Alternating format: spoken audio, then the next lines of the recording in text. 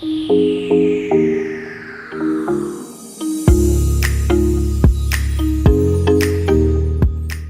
koliko traje onda tako trening? Ja iskreno treniram, reći 4 puta tjedno, po vama reći negdje od 2,5 do 3 sata. Dobro, ja bih htio pitati što se tiče nekih priprema, znači kako to, znači rekao se puno se natječeš. Da, svaka 3 mjeseca. Da, znači svaka 3 mjeseca, znači ok, znači 3 mjeseca ti otprilike traje pripreme, malo kraće uz neku pauzu, možda nakon natjecanja, onda nam opišeš kako izgledaju te pripreme, kako ti se mijenja volumen, intenzitet, na koji način tempiraš formu, podižeš formu, odnosno podižeš svoje sposobnosti, malo da ukratko opišeš kroz koji princip ti treniraš. Dosta prije sam nekada ono standardne sisteme periodizacije, linearna periodizacija, sve te stvari, ali sad dosta u zadnje vrijeme sam zapravo odustao od te periodizacije. Dobro. Jer čitav taj princip periodizacije onako je zasnovan nekim ruskim sistemima, jer su oni dosta vole ovako planirati sav svoj život i što sve. I ono zapravo što, ajmo reći, sad radim trening i organizira neke blokove razvoja i blokove, ajmo reći, odmora.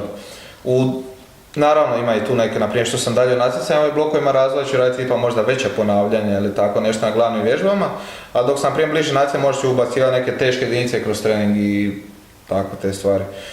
Trening je dakle organiziran, napišem jedan tjedan sebi ili kad ljudima nešto piše, jedan tjedan koji predstavlja neki mikrociklus i onda taj tjedan zapravo ponavljam sve dok mi performans raste. Trenutak kad mi performans krene padati, onda zapravo je da sam došao do vrha toga treninga. Došao sam do peak forme i onda naravno napravim nešto za deload ili pivot week gdje ću zapravo raditi smanjit ću i volumen i intenzitet i radit ću neke stvari, neke malo drugačije vježbe. Za koji postotak smanjuješ volumen?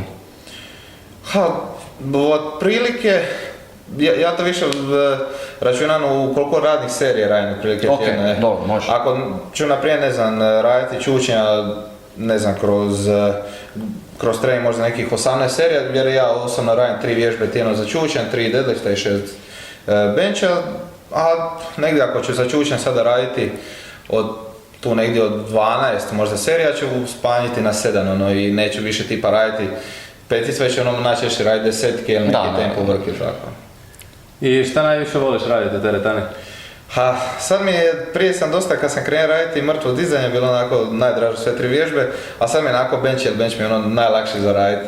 Kad sam već došao sada na čučnja, pogotovo na mrtvom dizanju nekih većih kilaža, sad mi je već, ajme trebamo raditi sad neke serije sa 250 kila, znam da će mi biti to zamorno za glavu, da se kasnije osjeća onako dosta potrošen, dok mi bench nije mi toliko pritisak na središnji živčani sustav, manje su kilaže, manje pokret. I jel imaš kao ne znam, ponedjeljkom radim prsa, utorkom radim ovo ili možeš malo to kombinirati kroz tjedne?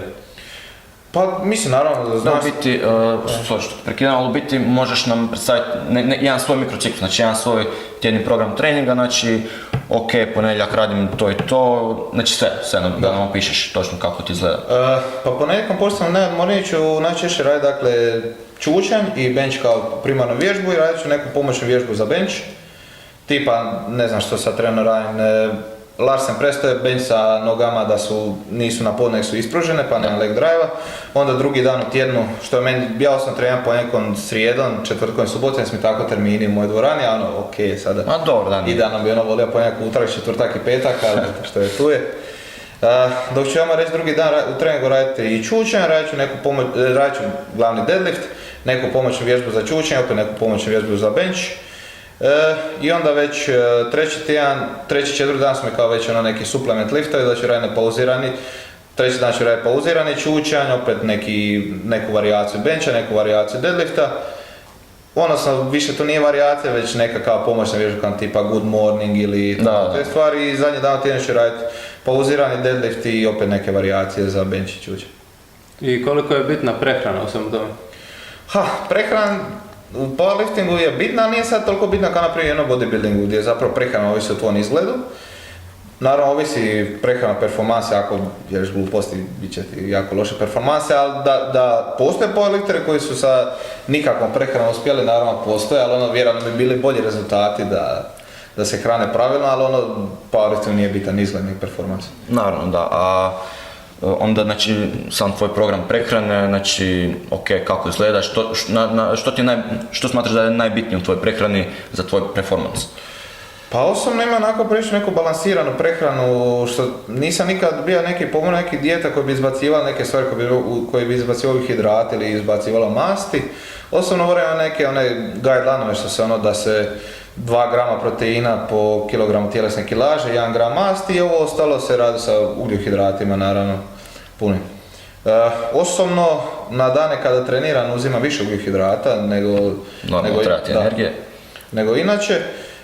Na dane kad ne treniram sam na otprilike ja osobno, koji ima evo sad oko, ne znam, 103-104 kg, sad sam malo na nekom mini cutu ono. Ima na dane kada ne treniram uzima oko 2400 kalorija, na dane kad treniram oko 3100 kalorija. I u koliko to obroka uzimaš? 6 obroka, tako reći. Mislim, to su, ajmo reći, 4 prava obroka i u teretani, šejk koji računa obrok i prespavanje isto, ajmo reći, isto uzme šejk. Da, a jel konzumiraš rafinirani šećer odnosno kako ga izbjegavaš?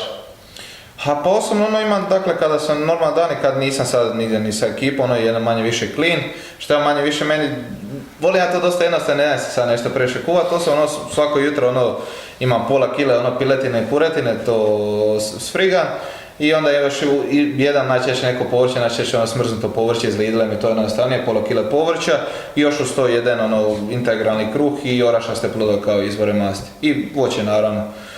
Ali sada ako ja neću ići nigdje naravno nekako ću otići s prijateljima na neke burgere na palačinke, to ću pokušati ubrojiti tek makro se koliko god je moguće, ali ako ne Pa dobro, da, powerlifting pa kao što sam rekao nije da sad nije to presudno, nije to bodybuilding da moraš imati, tako nisi postotak. Da, i sad dosta je teško, na primjer, ljudi, da, život sportaša, to je super stvar, sve to, ali treba i psiha neka, treba neki omjer, najbolja dijeta zapravo ona koja će se držati što duže. Pa, da, naravno. Samo gledati čisto hranu kao gorivo, ljudi smo, nismo roboti, za ljude je hrano i uživanje, neki socijalni isto doživljaj ako smo negdje. Pa naravno, nismo određena hrana, poznate odluči hormone sreće, svašta, tako da, naravno, to stoji i treba balansirano se hraniti, treba se hraniti po svom osjećaju. To često ljudi zaboravljaju i treba uživati u životu, treba uživati u hrani.